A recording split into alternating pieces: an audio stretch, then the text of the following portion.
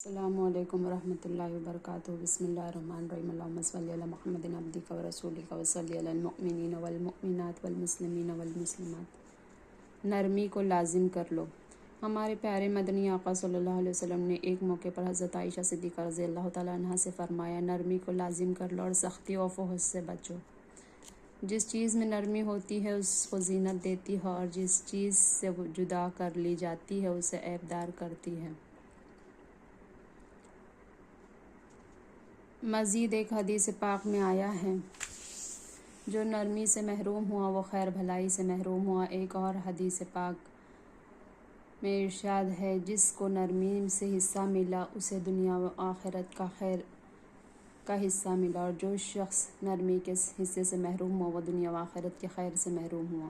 تاجدار مدینہ سرور قلب و سینہ صلی اللہ علیہ وسلم نے فرمایا، کیا میں تم کو خبر نہ دوں کہ کون شخص جہنم پر حرام اور جہنم اس پر حرام ہے؟ وہ شخص کے آسانی کرنے والا نرم قریب سہل ہے۔ مومن آسانی کرنے والے نرم ہوتے ہیں، جیسے نکیل والا اونٹ کو کہ کھینچا جائے تو کھینچ جائے اور چٹان پر بٹھایا جائے تو بیٹھ جائے۔ حضرت سیدنا فاروق اعظم رضی اللہ تعالیٰ عنہ حق کے معاملے میں نہایت ہی جلالی تھے، مگر حقوق العباد کے معاملے میں بے حد نرم تھے۔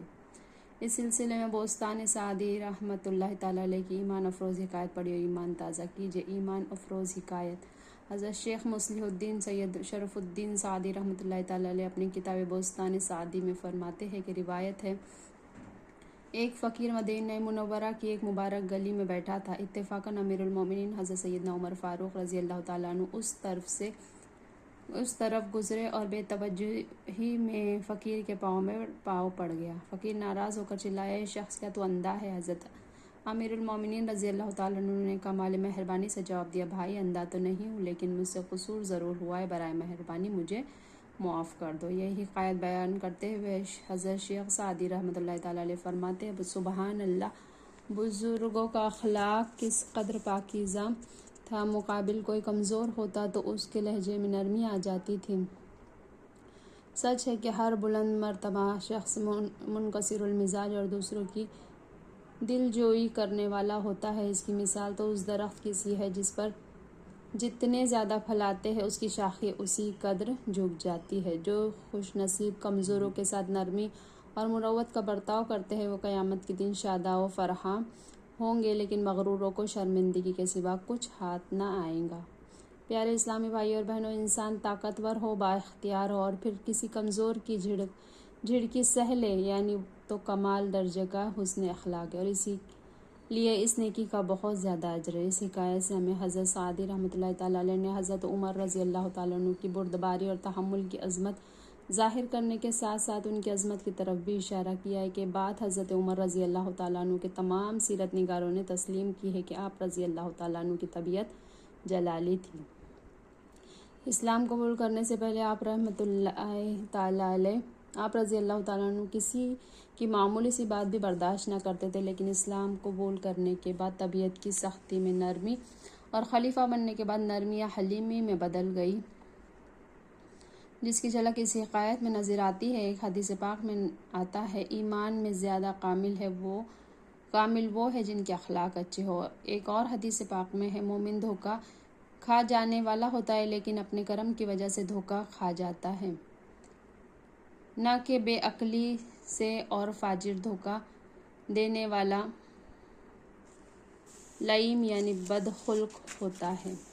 اپنے مسلمان بھائیوں کی خیر خواہی بھی حسن اخلاق کا ایک حصہ ہے۔ ہمارے بزرگوں کے پیش نظر ہر حال میں دوسرے اسلامی بھائیوں کی بھلائی اور خیر خواہی ہوتی ہے، اور اس جذبے کے تحت کسی بھی قسم کی قربانی پیش کرنے سے دریغ نہ کرتے تھے۔ چنانچہ کھوٹا سکہ حضرت شیخ عبداللہ خیاط رحمۃ اللہ تعالیٰ علیہ ایک بڑے بزرگ شخص تھے۔ آپ رحمۃ اللہ تعالیٰ علیہ درزی کا کام کرتے تھے۔ ایک آتش پرست نے ان سے کپڑے سلواتا اور ہر بار اجرت میں کھوٹا درہم ان کو دے جاتا اور وہ اس کو لے لیتے۔ ایک بار آپ رحمۃ اللہ تعالیٰ کہیں گئے ہوئے تھے، شاگرد نے آتش پرست سے کھوٹا سکہ نہ لیا۔ جب شیخ عبداللہ خیاط رحمۃ اللہ تعالیٰ علیہ واپس آئے تو ان کو یہ معلوم ہوا کہ آپ رحمۃ اللہ تعالیٰ علیہ نے شاگرد سے کہا، کیا تو نے درہم کیوں نہیں لیا؟ کئی سال سے وہ مجھے کھوٹا سکہ ہی دیتا ہے اور میں جان بوجھ کر خاموشی سے لیتا ہوں تاکہ یہ کھوٹا سکہ کسی دوسرے مسلمان کو نہ دے۔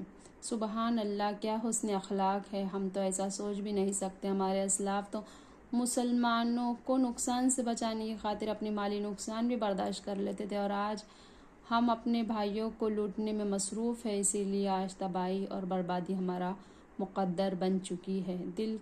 دل کے پھپھولے جل گئے سینے کے داغ سے، اس آنکھ کو آگ لگ گئی، اس گھر کو آگ لگ گئی ہے گھر کے چراغ سے۔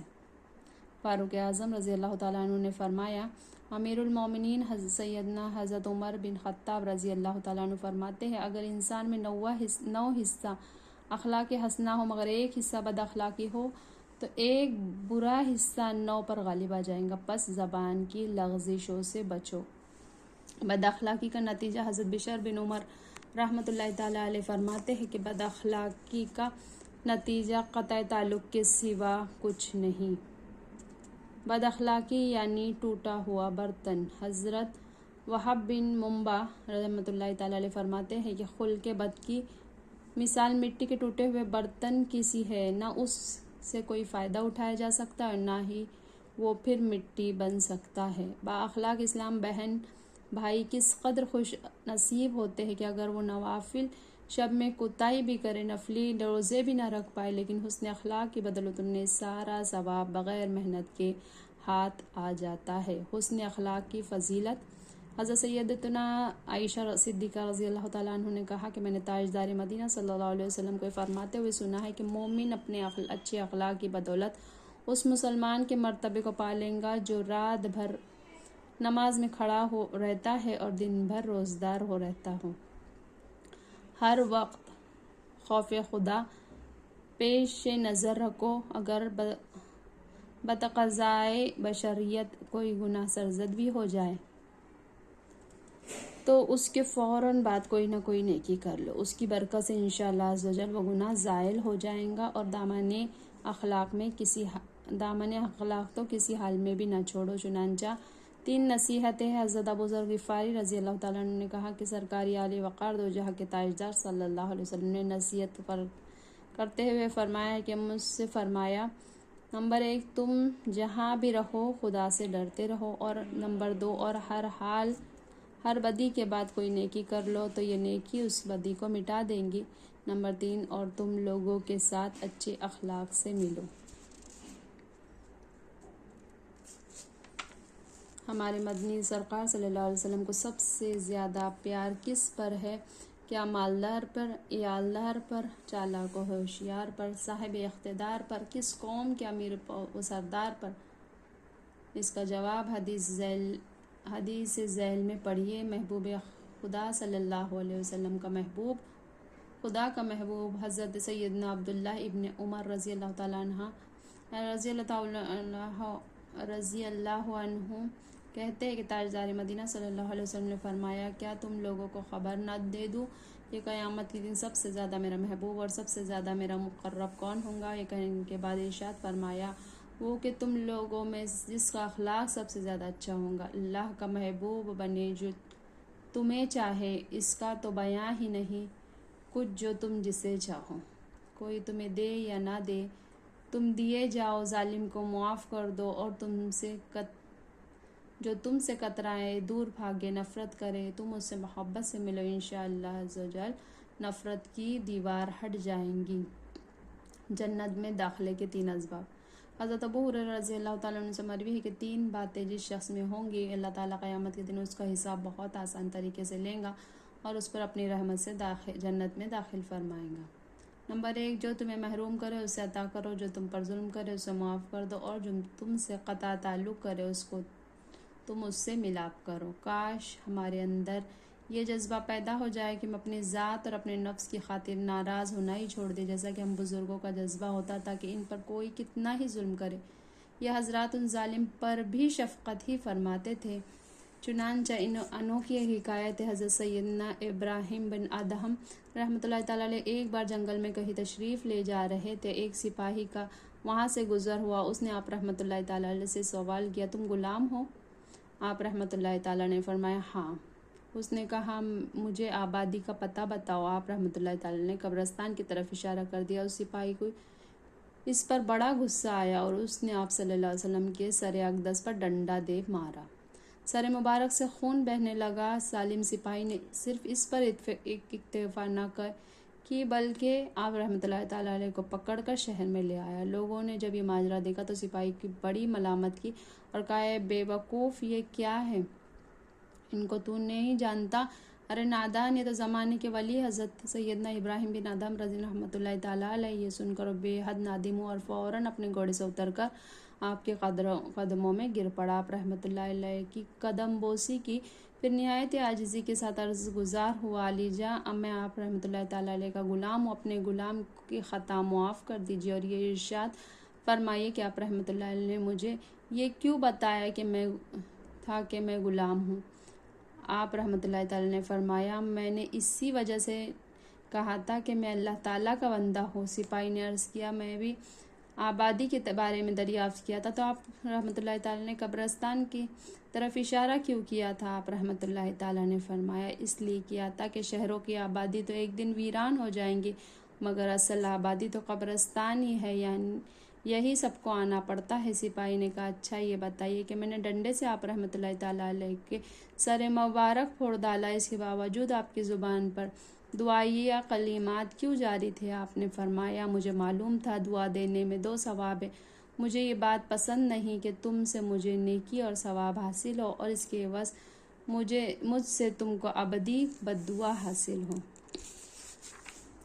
مطلب یہ ہے کہ تم نے مجھے مارا تو مجھے تکلیف پہنچی، اس پر میں نے صبر کیا، لہٰذا تم مجھے مار کر میرے لیے ثواب حاصل کرنے کا ذریعہ بنے، تو اس طرح تم میرے محسن ہوئے، اور ظاہر ہے محسن کو دعا ہی دی جاتی ہے نہ کہ بددعا۔ اس واقعے میں کہ کچھ عرصے بعد ایک بزرگ رحمۃ اللہ تعالیٰ نے خواب میں جنت کا منظر دیکھا اور یہ بھی دیکھا کہ اہل جنت کی جھولیاں موتیوں سے بھری ہوئی ہے، اور ان بزرگ